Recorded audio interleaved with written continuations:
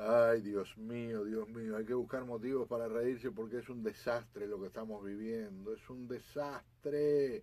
Un señor detesta a su suegra y va y mata a 26 personas en una iglesia. Es una cosa horrible, horrible lo que estamos viviendo. 18 meses tenía la víctima fatal más joven. 77 años reportan la mayor. El pastor y su esposa no estaban, habían ido a un viaje, algo relativamente cerca, pero su hija de 14 años sí, su hija murió. Como no estaba el pastor titular de esta iglesia, que es de un pueblo muy pequeño, donde hay aproximadamente 700 habitantes, le pidieron a otro pastor que viniera a celebrar la misa y vino. Ahí terminó su vida. 8 integrantes de una familia entre los muertos. Es una cosa que no hay límites para la forma en que algunos seres humanos tratan de resolver o problemas o sus problemas. Y, por supuesto, este es un tema extraordinariamente controversial. Hay quienes dicen, ven, no tendría que haber acceso a armas de fuego.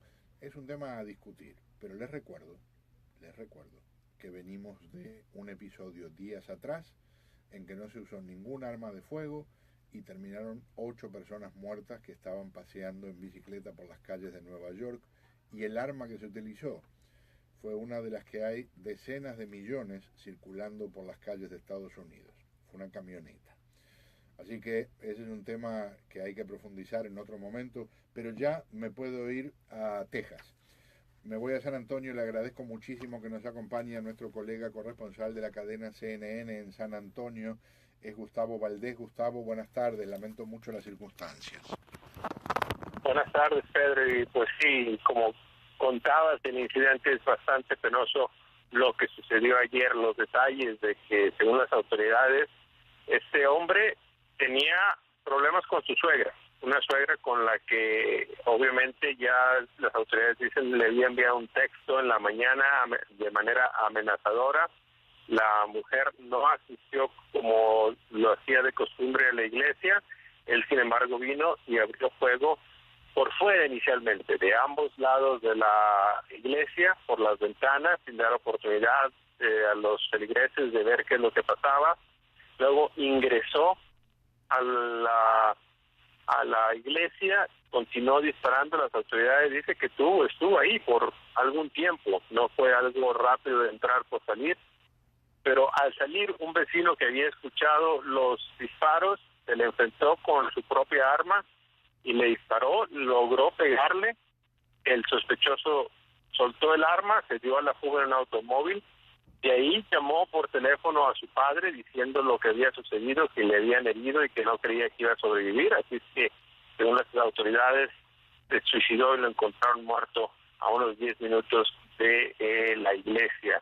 Y bueno, lo que decías de la familia de 8 miembros de la familia, y con primos de esta familia, que le dio, que me decía que el hombre herido, su esposa embarazada, a sus suegros muertos, 3 de sus 5 hijos, y además de que esos hijos no eran propios, eran de un hermano que había fallecido de cáncer repentinamente hace un par de años y él cuidaba por ellos. Así es de que la tragedia, la historia de esta tragedia continuó aumentando. Como decías, el pastor titular de la iglesia no estaba presente, su hija de 14 años sí falleció.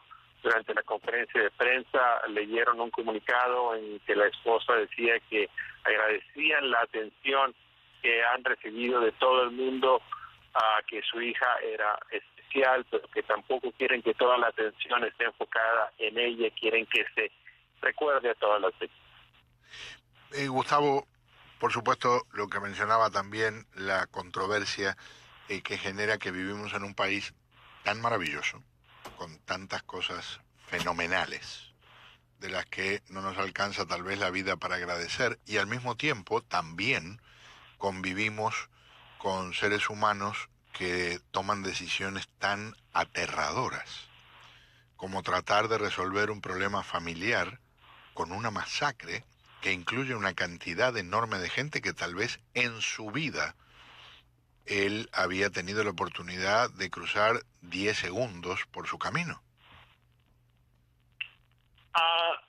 Exactamente, y la gente con la que he platicado dicen obviamente la sorpresa de que en un pueblo tan pequeño sucedía, pero de repente se les prende el poquito, como dicen, ¿no? Decir, bueno, está pasando en todas partes, no hay razón por la que nuestro pequeño poblado sea la excepción. Pero lo que más les duele es que sucedió en un centro sagrado, en un lugar donde la gente va a expresar su devoción, que se cree que uno va en busca de paz, se deja el odio en el cuarto, que alguien le lleva en su corazón ese rencor, y que sean emboscados de esta manera es lo que más le duele a los residentes, a los vecinos, a los familiares de estas víctimas, que dicen ese es el peor lugar donde pudo haber sucedido algo así, y es lo que más le duele, porque ellos mismos estaban en sus respectivas iglesias cuando esto sucedió, y que fue al salir cuando se enteraron e inmediatamente se dieron cita para tratar de ayudar y saber quiénes eran las víctimas y, más importante, quiénes eran los sobrevivientes. Qué espanto. Ayer en la misa, el tema de la primera lectura de la misa ayer en las iglesias católicas fue cómo se puede pelear entre hermanos, cómo se enfrenta hermano con hermano. Y cuando hablamos aquí de terrorismo, cuando hablamos de alguien que tenía un problema de deudas o de alcohol o un trastorno mental, muchas veces dejamos de lado que tal vez el primer episodio brutal del que tenemos conocimiento, si vamos a un texto que tiene tantos siglos y siglos, es vamos a decir, no es una parábola, es una metáfora, perdón, estaba buscando la palabra, de un hermano matando a otro. Es Caín matando desde el inicio, a Abel. desde el inicio de la Biblia. Y entonces uno dice, caramba, cómo en tantos aspectos hemos crecido tanto como humanidad y cómo en aspectos fundamentales seguimos siendo un desastre. Y eso se explica porque simplemente somos humanos, claro, no somos perfectos. Claro. No hay pastillita que nos cure de mal completo. No hay y es lo que nos hace únicos. Y es la razón por la que hemos podido evolucionar. Lo bueno avanza. Desafortunadamente no todo lo malo hemos podido dejar atrás. Y bueno, estos son temas filosóficos que pudiéramos llevar todo el día. Claro. Pero desafortunadamente la tragedia acá es muy, muy real. No es algo que está en un texto alguno, es algo que lo están viviendo las personas aquí y que lo sentimos nosotros, estar en la vigilia noche durante el momento en que prendían sus velas, el gobernador presente pidiendo que este no se convierta en un momento de odio bastante emotivo y te lo digo, sabiendo que estando presente ahí, sabiendo la edad de las víctimas, pudo haber sido, bueno, te puedo decir que pudo haber sido mi hija, pudo haber sido mi esposa, pudo haber sido mi abuela. Claro. Las edades son tan variadas, la diversidad étnica también en este lugar, parte de Texas, mucha gente puede pensar que estando tan cerca de San Antonio es de mayoría hispana, hay muchos hispanos, pero esta parte también hay mucha gente blanca, pero tú no te das cuenta de la raza, Pedro. Tú has estado en Texas y tú sabes que esa integración étnica en muchas partes no existe esa determinación de color, de raza. Entre familias que me decían, los Morales somos de toda la vida aquí, pero igual los Smith pueden tener desde que así mismo es. El Estado como tal. Así mismo es, y en Texas se ve algo que, por ejemplo, nosotros aquí en Florida estamos viendo en algunos aspectos, pero en Texas hay familias de cuarta y quinta generación llegadas de México. Hay gente que tiene ciento y tantos años. Bueno, hay que aclarar que hay gente que aquí nunca cruzó la frontera los cruzó a ellos. Claro, hay claro. Gente que es muy cierto. Entonces, hay gente que no se reconoce hispano por la herencia que han vivido, pero de alguna manera fueron Texas, no necesariamente México. Es un igual en excelente Nuevo punto. México, Arizona, Colorado. Así mismo, es un excelente punto. Estamos conversando con Gustavo Valdés, nuestro colega de la cadena CNN, corresponsal en San Antonio. Una más, Gustavo, y es inevitable el tema de las armas. Y en este caso surge un elemento que va tal vez en dirección contraria claramente a lo que se ha manifestado en hechos previos. Esta vez, gente con armas enfrentó a este hombre y tal vez evitó que matara a más personas. Y no solamente con armas, las autoridades en la conferencia de prensa dejaron muy claro que es un arma militar similar a la que estaba usando el atacante para demostrar de alguna manera el punto de que si se hace como debe ser, las armas son para lo que para su intención de proteger a la gente, que es la razón por la que muchos argumentan es parte de la Constitución de que los ciudadanos se puedan defender. Claro, en la Constitución hablan de milicias que puedan defenderse de la tiranía del gobierno, pero esa evolución ha sido en defensa también personal. Entonces, ese debate continúa, va a ser muy difícil convencer, sobre todo en un estado como Texas, de que un incidente como este cambie algo legislativamente. Incluso me he topado con gente que conoce a las víctimas, que son vecinos de ellos, que no querían hablar con los medios porque ellos nos acusaban de tratar de convertir este en un tema político y que no quieren que este sea parte de la discusión. Ellos entienden que esto fue un loco, literalmente, que se aprovechó de la situación. Agradecen a la justicia que de alguna manera habrá hecho este samaritano que utilizó su arma, que aunque según las autoridades no fue quien últimamente lo abatió, pero contribuyó a que se detuviera la masacre. Así mismo, y tiene una importancia extraordinaria. Mi respeto para dos caballeros, aparentemente fueron los que de una forma u otra lo confrontaron y lo terminaron persiguiendo. Gustavo, lamento, obviamente, como te decía al principio, las circunstancias, y has tenido que atravesar una etapa súper difícil porque te ha tocado lo que se vivió en México recientemente, y ahora tener que reportar de esta tragedia. Hay gente que aplaude el glamour de nuestro trabajo y resulta que mucho de lo que nos toca hacer a veces nos quema de una forma indeleble las entrañas, ¿no? Así es, ¿no? Y te cuento una anécdota. Empecé con Harvey, seguí con Irma, me fui a México y recién regresé de Puerto Rico hace una semana. Te cuento que los primeros 2 días en la isla, cuando me acercaba a algún edificio dañado, tomaba un par de pasos hacia un lado, pensando que venía una réplica. Traía yo todavía grabado el problema de la situación del terremoto cuando estaba en una zona de huracán. Un par de días se me pasó, pero sí me di cuenta de que de alguna manera estaba reaccionando una cosa con otra.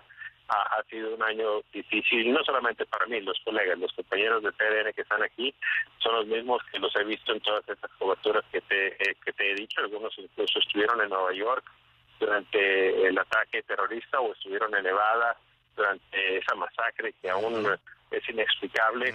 Afortunadamente, un año bastante difícil para todos en general. Nosotros nos toca estar cercano y escuchar los testimonios de primera mano.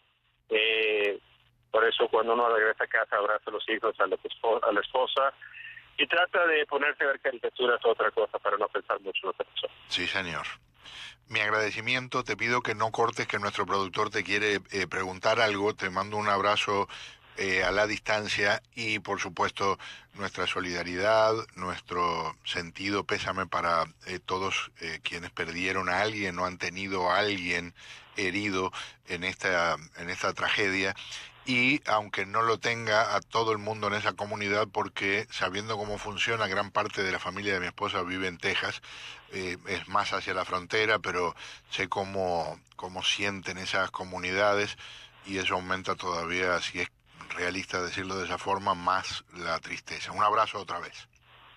Gracias, Luz, a Raquelín también. Con mucho gusto, con muchísimo gusto. Gustavo Valdés, nuestro colega de la cadena CNN en español, contándonos desde San Antonio, que es muy cerquita.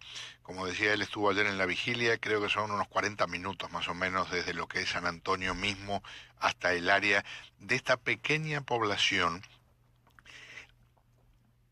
Piensen por un instante, hay 26 personas muertas en una población de 700 personas.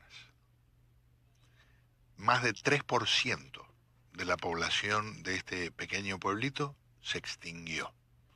Hay 20 heridos, casi otro 3% está en estos momentos en hospitales, Dios quiera que sobrevivan. 6% de un lugar donde se conocen todos. Para llevar a esa magnitud, en cualquier parte donde maten a 26 personas, el horror es indescriptible. Pero piensen por un instante que en una ciudad como las que vivimos nosotros, en las que hay 50, 80, 100.000 habitantes, mataran a 3.000 y dejaran heridos a 3.000. Para llevarnos a lo que sería en términos de proporción lo que se está viviendo en esta pequeña población. Que descansen en paz quienes terminaron su vida con las balas de este asesino. Paréntesis, vamos a una pausa por la causa. En actualidad 10:40. Más adelante, a una Venezuela convulsionada por varias novedades. Freddy Guevara, uno de los principales dirigentes opositores, buscando refugio en la Embajada de Chile en Venezuela, y otro activista, otro dirigente opositor que estaba preso, es liberado y repentinamente anuncia que se presenta a unas elecciones municipales que son boicoteadas por la abrumadora mayoría de la oposición. ¿Qué está pasando? Se lo contamos.